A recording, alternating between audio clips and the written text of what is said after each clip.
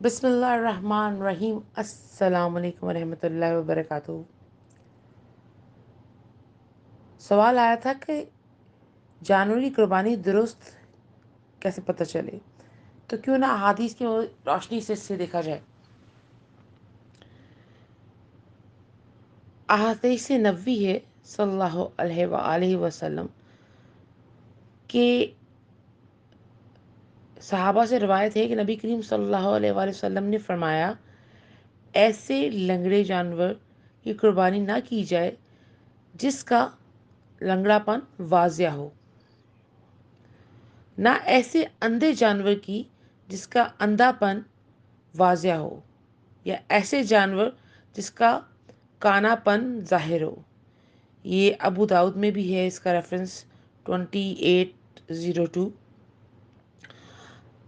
اور نہ ایسے بیمار جانور کی جس کی بیماری واضح ہو، اور نہ ایسے کمزور جانور کی قربانی کی جائے جس کی ہڈیوں میں گودا نہ ہو۔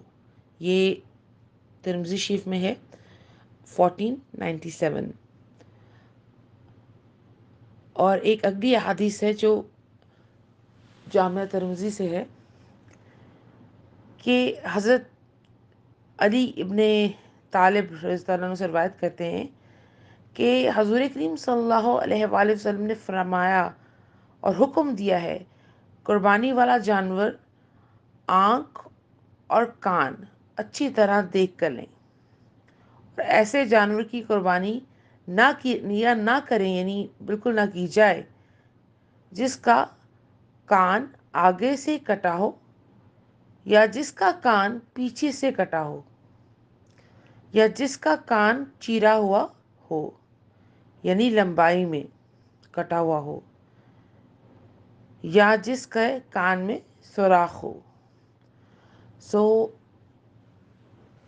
میرا یہ بات کرنے کا مقصد صرف یہ ہے کہ ہمیں ایک دوسرے کے ساتھ علم بانٹنے رہنا چاہیے، احادیث کی روشنی میں بھی، اور اس سے ہمیں یہ فرق پڑے گا ہم کہیں کسی بھی چیز میں کوتاہی نہ کر سکیں۔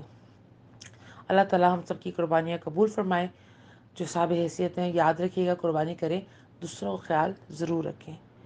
ربنا آتنا فی الدنیا حسنۃ وفی الآخرۃ حسنۃ وقنا عذاب النار۔